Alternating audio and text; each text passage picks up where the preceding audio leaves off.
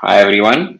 Hope you can hear me. If you can, just type in yes in the chat box, and we'll be beginning in about 1 to 2 minutes.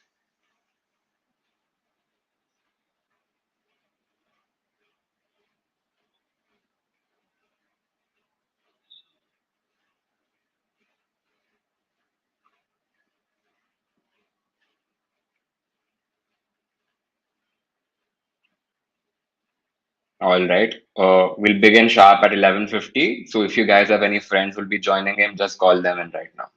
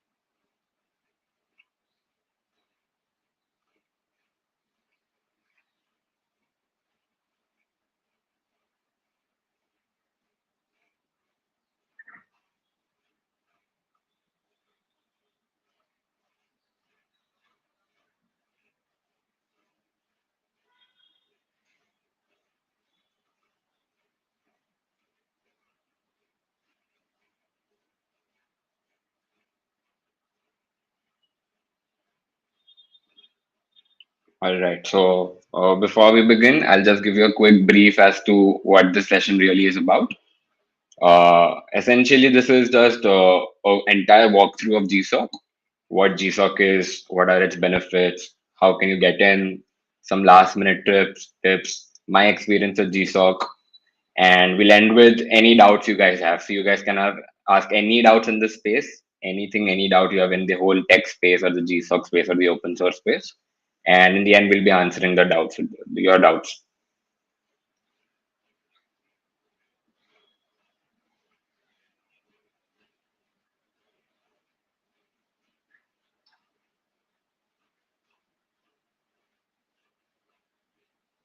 All right, let's begin with the tech loop.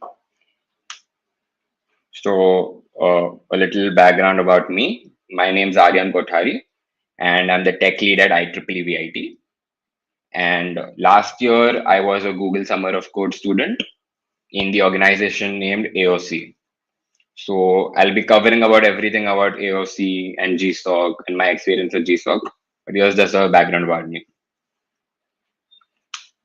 So, the first question which comes to mind when someone hears about GSoC is what is open source?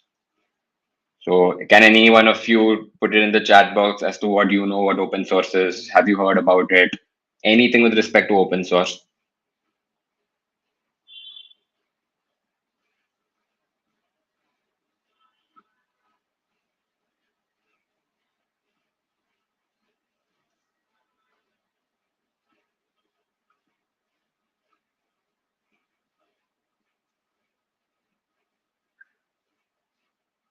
Okay, guys, there's a slight lag. So I'll just continue with what open source is. Essentially, open source is writing code that anybody can freely use and modify.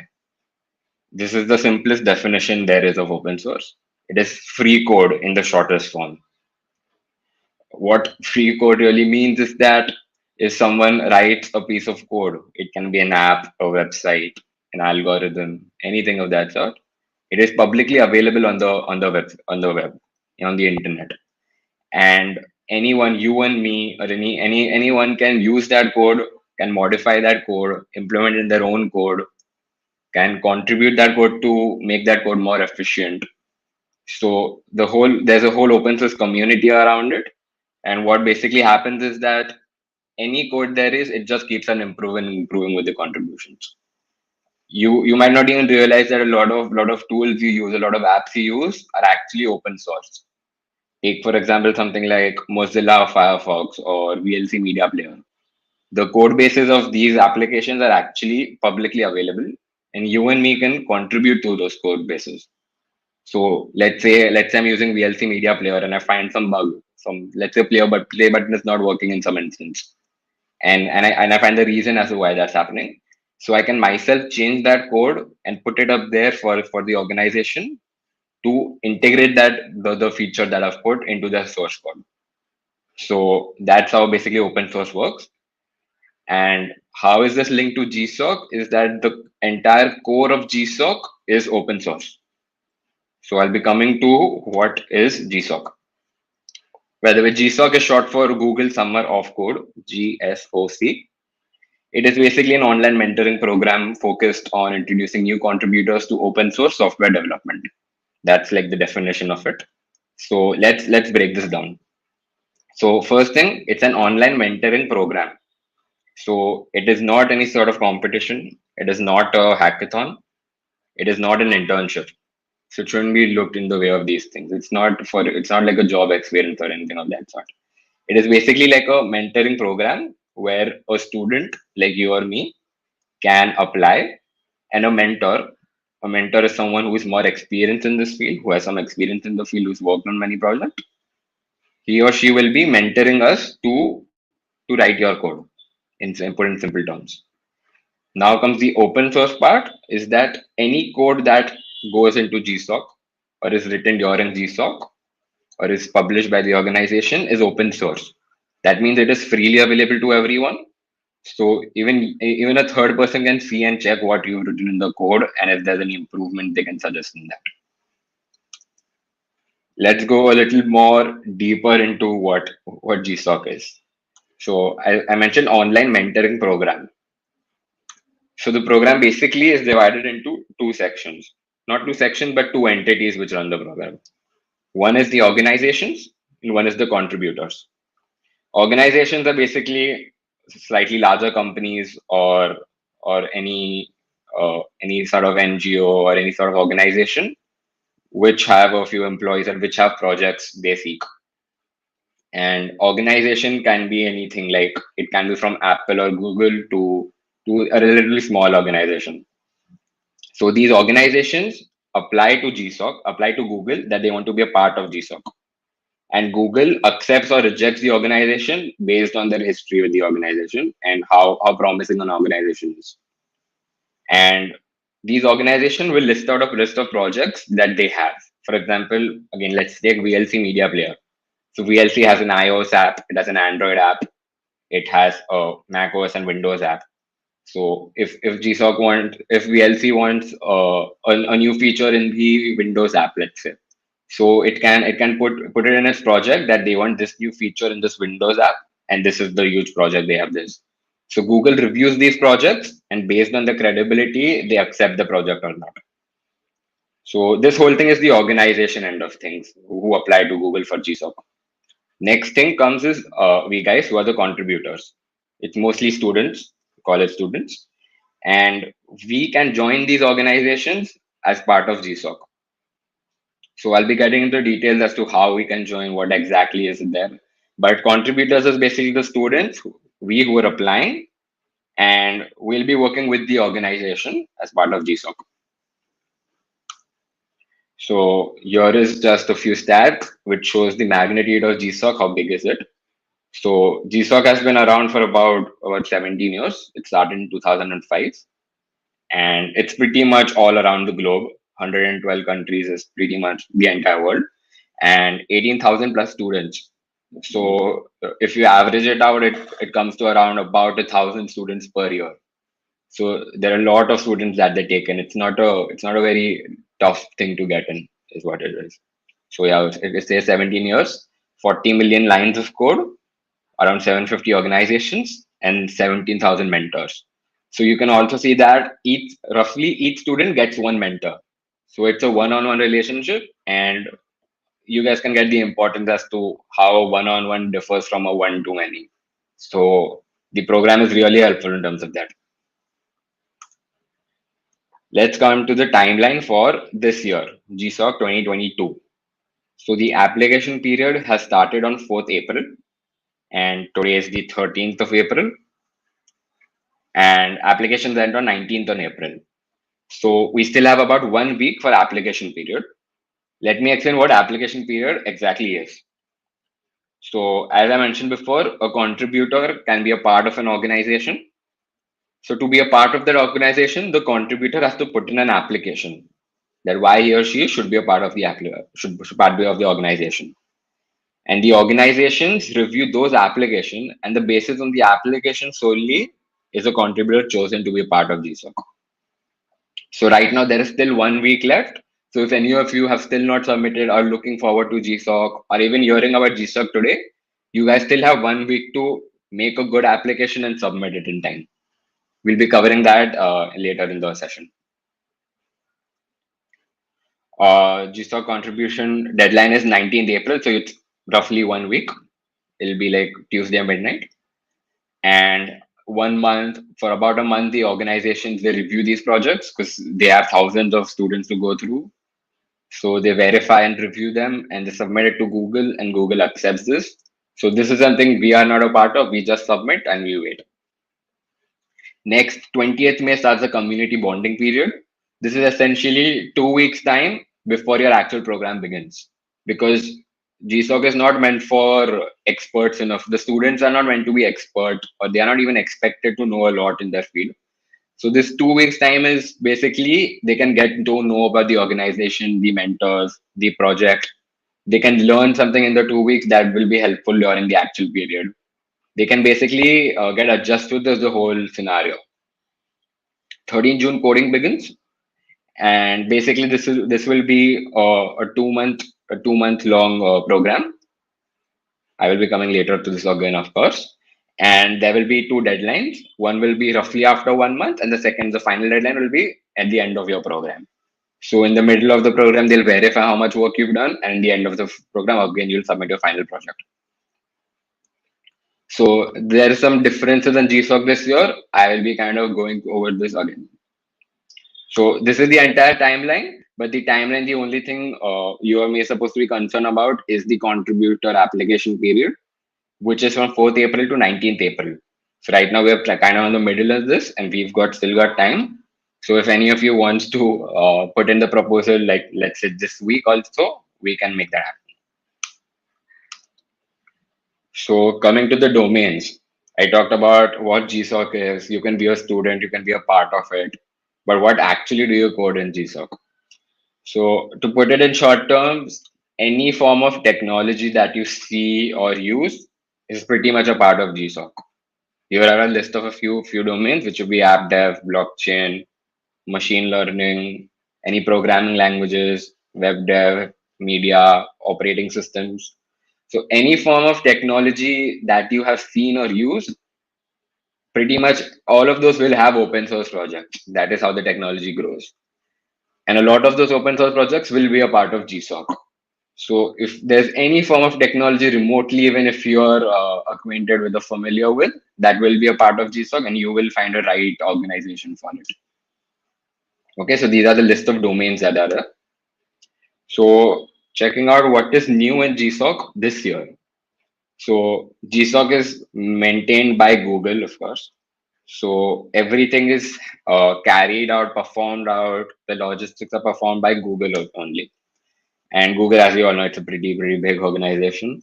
So they try to improve it every year based on feedback from the organization, feedback from the community, essentially.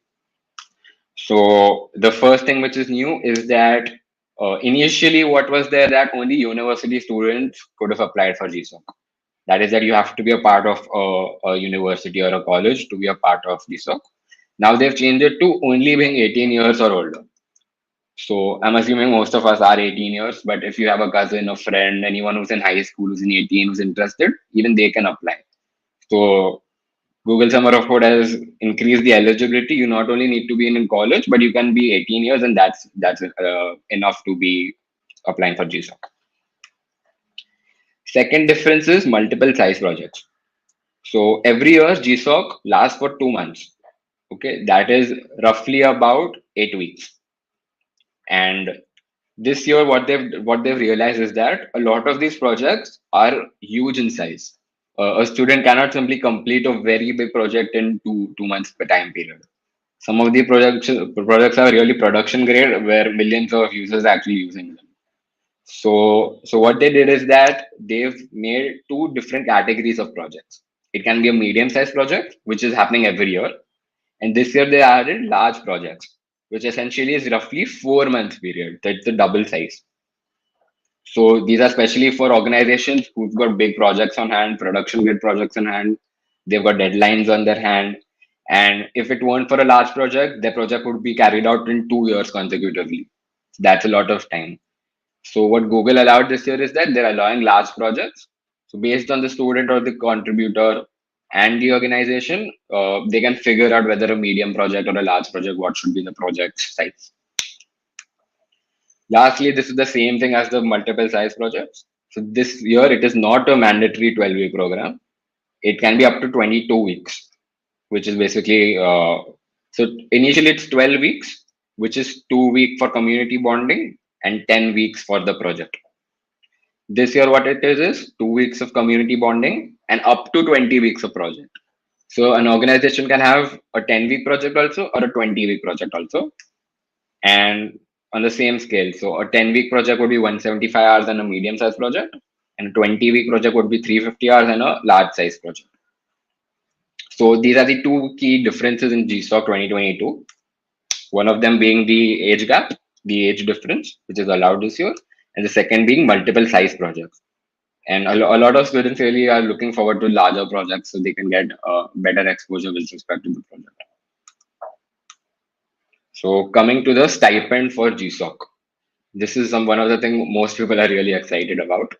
So every year, what the stipend for India specifically speaking is $1,500. Given current rate, it roughly equates to one lakh 15,000 rupees, something on those lines. So this year again, GSoC has a flexible timeline. Students can work up to 22 weeks. So the stipend also varies in a linear fashion. So if a student works on a medium-sized project, he or she will get $1,500. And if it's a large-sized project, it is $3,000. And given the industry standards, it is a very generous stipend by Google. But the thing is that the stipend is not the end of GSoC. That is not the purpose of GSoC. So here are a few other more important things than the stipend, which one can get out of GSoC. The first is learn new things. So, as I mentioned before, you need not be an expert in any field to be a part of GSoC. So, if even if you remotely know a tech stack and you join that project, a 2 months period is more than sufficient for you to be a master of that tech stack. So, you can learn any new tech stack with GSoC with your mentors. Second would be connecting with experts in your field. So, obviously, your mentors are experts in the field essentially, and also there will be other members in your community who are experts, who are not your mentors, who are your seniors in the organization. So once you're a part of GSoC, all these organizations have really experts in their field who have got 10 years, 20 years, 30 years work experience in the field. So you can always connect with them, have a talk with them, and it's knowledge is power in the end of the day. So that will really be helpful. Third thing is being a part of a larger community, uh, which is basically like once you're part of the organization, you are a part of the organization. You, as GSoC ends, it's not that you'll be out of the organization. You will, for a very long time, be a part of the organization. You can help the organization with their other workshops, other projects, in mentoring future juniors. So it is basically the inclusion of a larger community, which is very good for experience and exposure. Fourth point is contributing to industry standard tools. So this is an opportunity that very few places you will get this, right? A student who is like 18, 19, 20, 21 years old is contributing to projects which millions of people are using. So this is an opportunity you usually do not get unless you join an MNC, right? So GSoC gives this opportunity, and it's a very prestigious thing to have your code somewhere which thousands and lakhs and millions of users are potentially using. And the final, and I believe the most important is the Gsoc tag. What it basically is that once you're a part of Gsoc, that tag of being into Gsoc stays with you. And I saw this on a LinkedIn post someday, and it said that the Gsoc tag is way more valuable than the stipend you get. the $1,500 stipend that you get. Even like few years down the line, you will be earning money, you will be working in different places.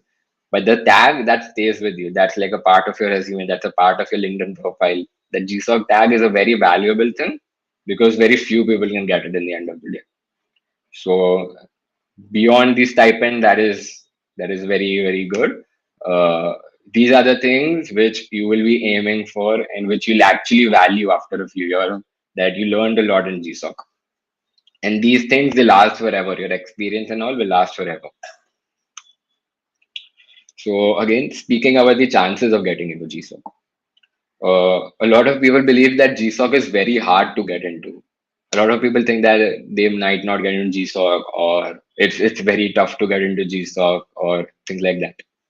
And this is a report by Google itself, published in 2019. And roughly 1,300 students got accepted, 4,200 students got rejected. So total applications for 2019 would be 5,500 students, simple math. And 1,300 students got accepted out of 5,500 students. That's about 20 to 25 acceptance rate. So the chances of 1 in 4 or 1 in 5, which is very, very high compared to other competitive spaces that we are used to. Things like in college admissions or ranking in any admissions papers, things like that. If you compare those things, a 20 to 25% chance is very likely. So a single person is essentially competing between three other people. So you have to be the best out of three people essentially. So that goes to chances that it is not very hard to get into Gsoc. In fact, it is relatively very easy to get into Gsoc. It's just a question about your organization matching your own tech stack or your own experience. So Gsoc is more about finding the right organization rather than just applying to Gsoc. So coming to my Gsoc experience. As I mentioned before, I was a part of AOC, which stands for Australian Open Source Software Innovation and Education. So this is an organization from Australia, but everyone works remotely in this organization. And it has multiple projects, from app dev to web development to blockchain to machine learning. The project I worked on was named Monumento. Uh, I won't be going into the details of the project and tech stack, but basically Monumento was an iPad OS application. So it's a front-end application for iPads. And it basically is a social media app mixed with monuments and history and knowledge about monuments. So a user can view monuments, post their photos, comment, react, all your typical social media features, with linked with monuments and augmented reality to view those monuments and similar things. So I will be getting the detail of how I found this organization, what my proposal looked like, what you all guys can do to make a proposal better, or how you can find organizations and similar things. And in the end of the session, of course, there'll be a doubt. So if you guys have any doubts with respect to anything, we'll cover it then. So coming to the proposal, I'll quickly go through the structure, and I'll show you guys my proposal, what I submitted last year. So you guys can have a clearer idea as to how a proposal should look like. So the first thing is basic information, which essentially is your name, age, date of birth, details, links, your education, things like those. Second header would be your project summary. So each organization has multiple projects. So you have to choose one project which fits you best, and you have to basically summarize that project, then why have you chosen that project, and what can you basically contribute to the project. Third thing would be a plan of action. This is one of the most important things in a proposal, I would say. Basically, plan of action is a very detailed plan as to if you are selected for the project for Gsoc, what would your plan look like? So if you have a very concrete plan, the organization itself will know that you know about this plan, and your chances of them selecting you is very, very high because you've already prepared a plan as to what will happen. And they don't have to worry about what you will be doing. Fourth thing is timeline. Timeline is the same thing as plan of action, but in a shorter tabular form. Basically, exact timeline as to what you will be doing in Gsoc. It shouldn't be something like I'm just applying to Gsoc for being part of Gsoc, A timeline should be a proper plan that what will you be actually doing in Gsoc in an event you're selected. Fourth is past experience. Past experience is always a plus point when it comes to selection because it shows that you have actual experience in the ground. But the thing is that a lot of us actually do not have past experience. A lot of us are actually in the first year, second year of college. So the best thing in that case would be to put your projects that you have made. It can be a basic personal project. It can be you saw some tutorial and made some project. Any project in that space, you can mention it out there that I have worked on these projects. Lastly is other information, which basically is anything that is listed in the previous points, anything you want to point out extra, you can just put it there, just for the organization to read anything you want to know about them. They want to know about you. So I will be going through my own proposal right now, point by point, following the same stack, and you guys will have a better idea as to how to go about it. So here is my proposal. And could you guys once more confirm if my mic is working? Please type yes in the chat box.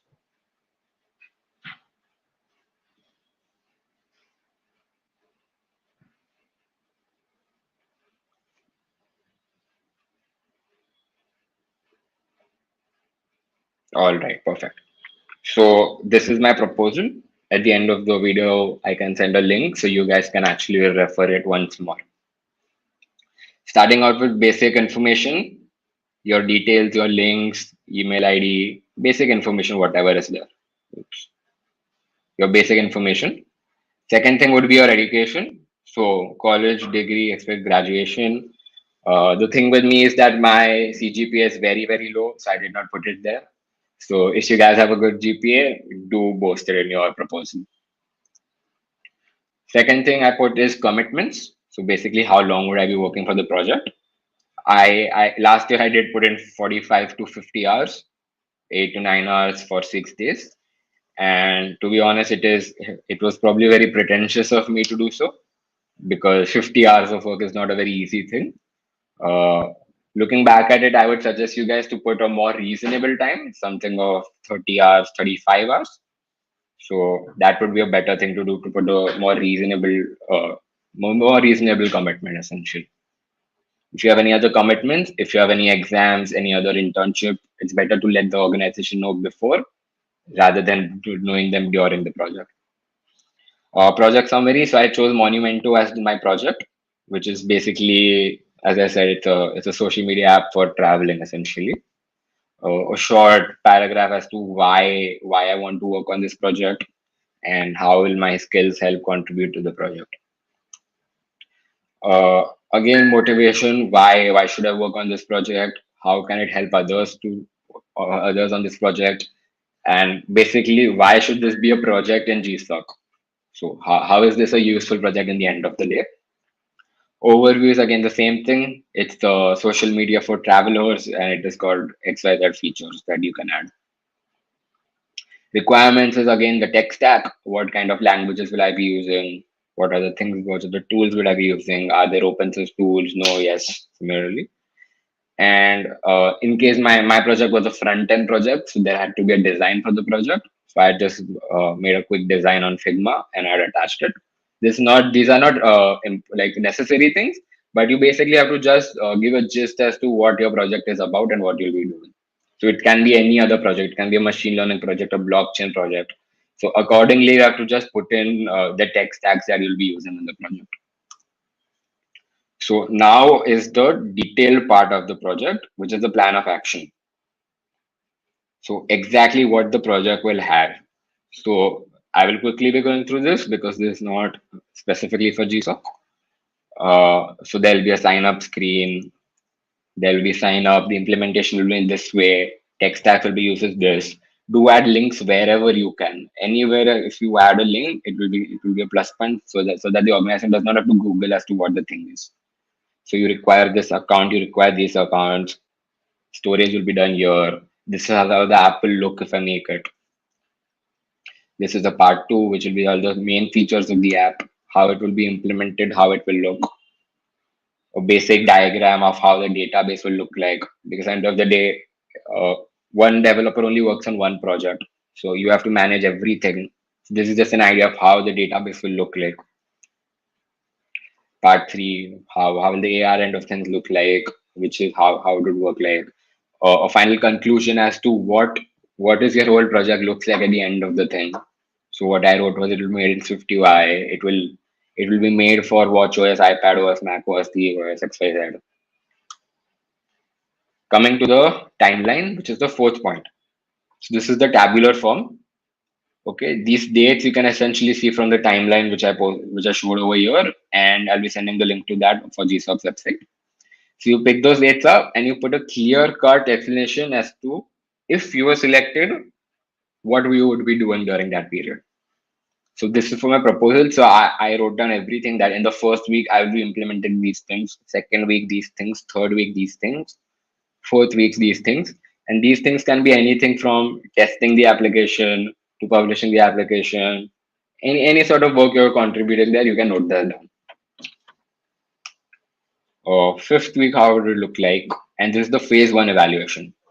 So I had mentioned that during the 2 month Gsoc period, which usually happens, after 1 month, there is an evaluation essentially. So this is basically how much have you completed in the previous 5 weeks. So there'll be a deliverable that a beta application would be ready from my end during the phase one. And the rest is the same. You just write exactly what steps will you work on every week, what milestones will you be completing, and in the end of the entire period, what will happen. So for my case, it was just releasing the application to the App Store, and my project is completed completely. Phase two evaluation. This usually happens just 2 weeks before Gsoc. This is just another check as to whether how much work has been completed. Final 2 weeks, how will things work out, and final evaluation, what the objective would be, and what you will be doing in the end of the whole thing. So this 3-page timeline is again very, very important, because if this organization sees this, that if you've planned everything step by step by step, they have trust in you that once they take you, you know what to do. If there is no timeline, the organization has to think of a timeline and assign you work for the respective week. So if there is a timeline, it's a very bonus point for students. The next point was past experience. Luckily, in my case, I had some experience with respect to projects, so I just listed them down as to where I've worked, how much contribution is there, what tech stacks are used, the links to the public app and the open source repository. And the Gsoc is an open source. It's basically based on open source contribution. So if you have open source experience, it is always a plus point that you have open source repositories. One of the things any organization will look for is your GitHub account. So have a neat GitHub account whenever a GitHub account will always be useful for you wherever you go. So these are some past projects I've worked on. So I just quickly listed them all down. So if anyone is reviewing this, they can see that, okay, I have this experience. Last thing would be, out of all the, I've listed everything, but in the end, again, you can list that there are a lot more projects you have made and you did not list them down. So you can check them on the GitHub. And this is any other relevant information about me, which is the other information. In my case, there was nothing else I had to say. So it's just the gist about what I am, who I am, what am I doing, and roughly since how long I've been doing open source contributions. So this was the entire end of my proposal. It took me about 1 to 2 weeks to make, but a good part of it was the middle two sections, which would be plan of action and timeline, took the most time. Beyond that, everything is you already know. You know your past experience, you know your basic information. You just got to jot that down quickly. So overall, if someone had to make a proposal like this right now, it wouldn't take more than 3 to 4 hours to at least prepare a draft of the proposal, and maybe 2 to 3 days to completely finalize the proposal. That is including the plan of action. Yes, so this was my proposal. I will send it in the end of the session. So you guys, if you want, you can refer it to again. Next thing would be the roadmap to Gsoc. So let's say you're planning to apply to Gsoc, or you've already applied, or you're just hearing about it today. You want to apply this year, or you want to apply next year. In any case, it's a very straightforward experience for Gsoc. First step is researching organizations. So what one has to do is basically go to GSoC's website, and there they will have a list of organizations. It'll be about 200 to 250 organizations. So you can just search what tech stack you would like to know. I will hands-on show it to you right now as to how to do it better. Second thing is lock in those organizations. So there are 250 organizations available to you. You have to lock in 1 to 3 organizations. It can be one perfect organization that you found, or it can be maybe 2 or 3 organizations which are on the similar lines as what you seek. Third step is after locking down those organizations. Let's say I have organization A, B, and C. I've locked them down. The third step is reaching to them. All organizations follow some medium of communication. It can be on Discord, it can be on Slack, it can be on Gitter. A few of them use only emails, and there are multiple such apps just for communication for the within the intercommunication of the organization. So the third step is joining that communication channel and just reaching out and just saying it that hey, I am this and this. I'm looking forward for GSoC 22. How should I proceed? Another way of reaching out is that each organization has a list of projects, and each project has a few mentors. So once you're in the respective channel of communication of the organization, what you can do is you can directly reach out to the mentor, because the mentor is after end of the day, the mentor will be there with the project for GSoC, and the mentor will be essentially choosing their student. So you can reach out to the mentor. You can just point it out that hey, I'm looking forward to contribute to this project, and just have a word with the mentor as to what their expectations are, or just portray as to what you've been doing and you like to be a part of GSoC. Fourth part is of course the draft. As I mentioned, you need to draft out your plan. You need to draft out your proposal. It should take a few hours to prepare your first draft, so that shouldn't take a lot of time.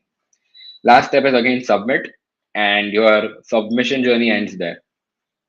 Once you submit the proposal, that's it, and you just have to wait until the organization selects you. So applying to GSoC, these are the 5 simple steps that you have to follow. There is no other way for this. This is just the way to do it. I will quickly show how Gsoc works.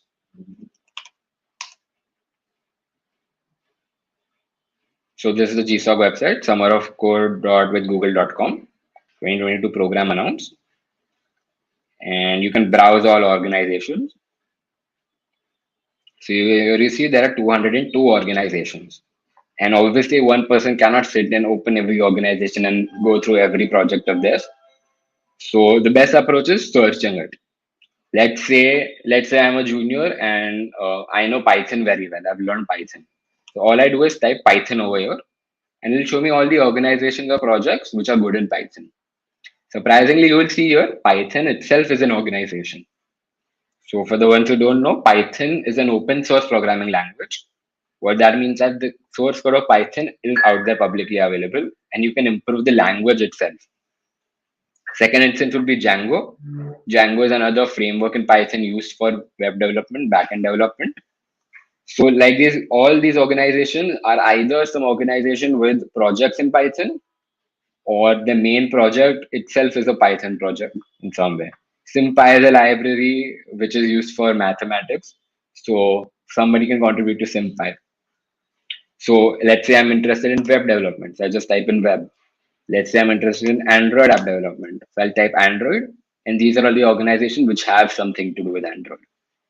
Once someone lists down the organization he or she is interested in, they can go to the organization's page, which is International Cattle Bat Organization. They can read through what the organization does. They can view the list of ideas, which is essentially the list of projects that the organization has. And lastly, here is you can chat with them, you can email them, and here is the mailing list / forum. So forum is somewhere where you can ask your questions or any doubts you have about the thing.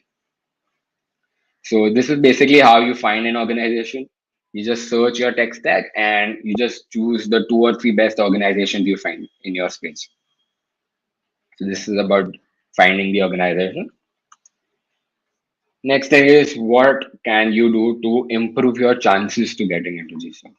Because end of the day, as I said, about 5,500 people apply and about 1,000 to 1,500 people get in. So you have essentially competition in 1 and 4. So what edge can you have over the other three guys you're competing with? First thing is reach out to your mentors. This is something very important because the mentors are the ones who will finally be accepting you into the organization. It is ultimately the mentor's decision to choose who will be in their project. So you need to have a good impression with your mentors. So you need to reach out to them. You can talk with them. All the mentors will be very open and approachable. You can ask them any doubts with respect to the project. So reaching out to your mentors is point one. Second plus point is make contributions to the project. So all these projects are again open source projects. Their code is publicly available. They will be mostly on GitHub or they can be on GitLab, which are two open source repositories basically. So making contributions is basically opening the project and just seeing each project will have a list of issues or a list of features that the project wants. So you can make some small 1 and 2 contributions to the project such that it helps your chances. Because if you make a contribution to the project, the mentor can know that you have actually gone through the project and you have made contributions. So it wouldn't be very difficult for you during GSoC also to make contributions. Making contribution, normally people tell this as the thumb rule of getting into GSoC. But in my experience, last year, I had not made a single contribution in my project. My project was a new project. So there was no contributions for my project and still I got them.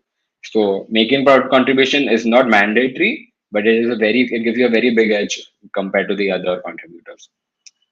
Third point would be submitting a proposal early. Uh, and fourth is take feedback on a proposal. What these 2 points mean is that it would be best to submit a proposal at least 3 to 4 days or at least a week prior to the actual submission deadline. So for the ones who have already prepared the proposal and in this session, I would suggest that you submit a proposal in the next 1 to 2 days and you take feedback from your mentors as to how you can improve that proposal. The mentors can help you at that you can change this part in the project, you can change this part, or this part can be enhanced, this part can be removed. So basically take feedback from your friends, your family, if anyone's in this space, and ultimately your mentor. And you can again submit a proposal again. You can refactor your proposal and submit it again. Last and final point, which is the goal of your proposal, is making a good impression. So your whole proposal, the entire document you prepare, and the end goal of this is making a good impression for the mentor and for the organization. What a good impression does is that the mentor and the organization can entrust you with the project. And a good impression essentially it straight up increases your chances of getting in because if you have a good impression in their eyes, they know that they can trust you with the project and they ultimately end up selecting you.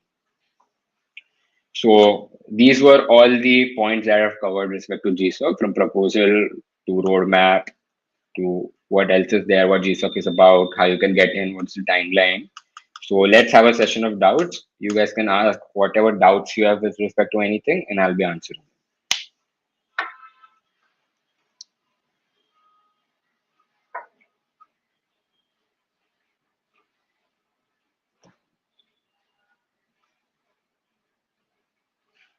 I'll just quickly open.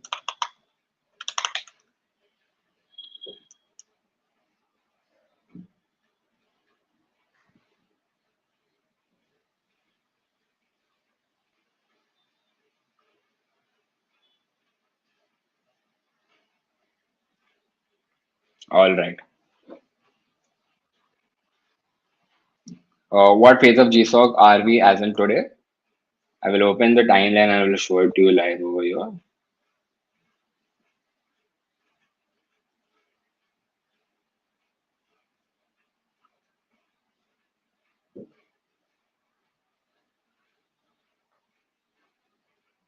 Project timeline.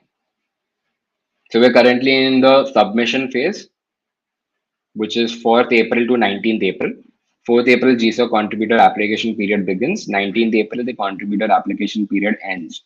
So we have about roughly 1 week left to submit our proposals to the organizations. So if any of you have, this is the first time you're hearing about this, I would suggest to go to GSoC website, find what best fits you, start preparing an application and just submit it. In case you don't get it next year, it is not the end of the world. There is always, in case you don't get it this year, it is not the end of the world. There's always next year you can apply it. How do we contact the mentors? As I showed you for the Catrobat page, that once you go to any organization, they have some form of link to contact the organization. I've opened a random organization here, OpenWisp. Here you can see chat, mailing list, forum. You can just tap on chat, it'll take you somewhere where you can chat with them. So OpenWisp is an organization. I tap chat over here. It takes you to the Gitter. Gitter is basically a communication channel. You can sign in and you can chat with the people there. Let's say you finalize the project, you find which mentor is for that project, and you can directly contact that mentor over here itself. You can drop them a personal message that how you want to proceed. Prasid Patro says, if we don't, can you please complete that question? Or I might have missed it before. Anyone has any other doubts with respect to, okay, it might not be live. If we don't know anything or know only basics of any programming language, would it be helpful in getting selection? It is absolutely all right if you know the basics of the programming language. That is, in fact, all you need to know in the programming language. So that is basically all you need to know in the programming language. The basics is more than enough. A lot of these projects are very, very basic in format. So you just need to know what the project is about, and you can apply and you can tell that you know the basics, but you only learn the basics right now. And they will always be helpful as they will see that you have the ability and they will choose you. Any tips for beginning who are just start coding? First thing I would say is go to GitHub and go through the open source projects in your domain. Second thing I would say is just code. You just need to start contributing to projects in your domain. And that is why GSoC on all is such a big deal and open source is such a big deal, because the more you contribute, the more other people learn, the more you learn, and the whole community grows in that way.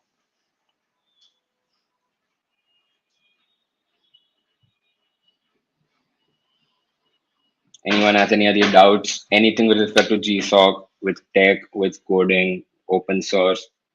You guys can drop any doubts in such case.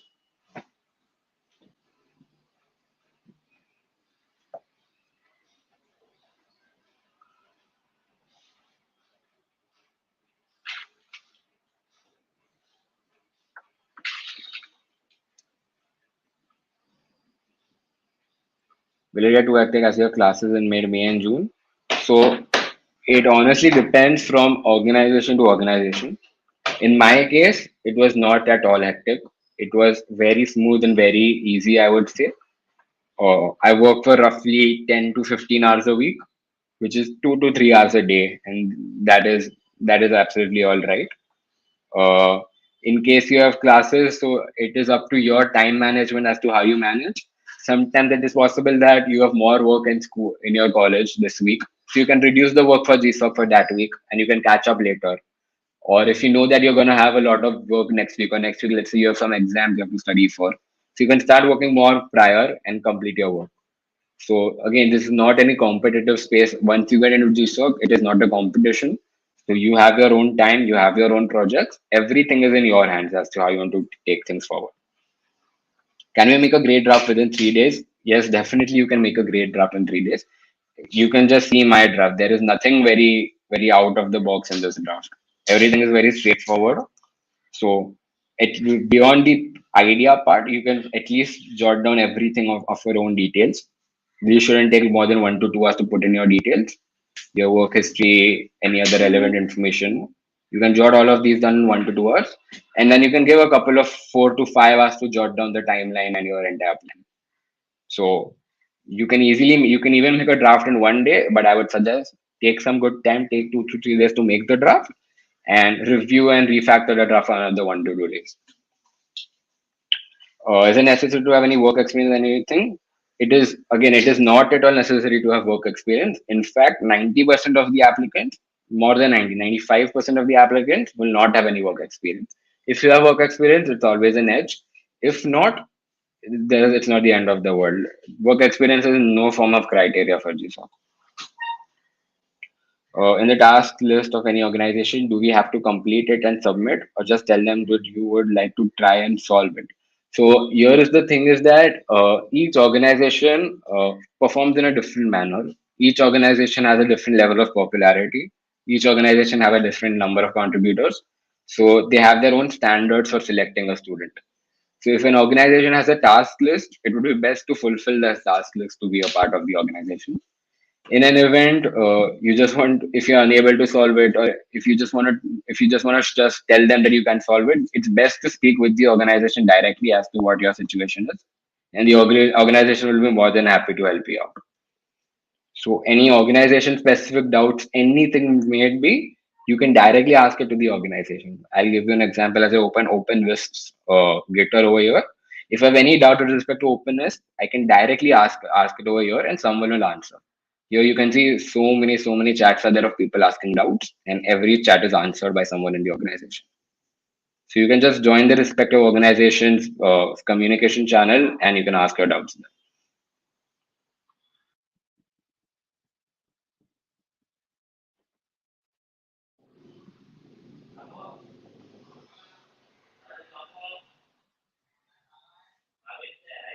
Any other doubts?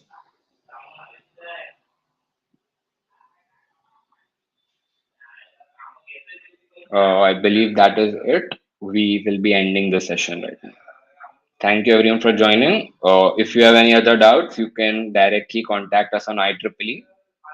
I will be posting the socials in the chat here. You can reach out to us anywhere and we'll be more than happy to help you.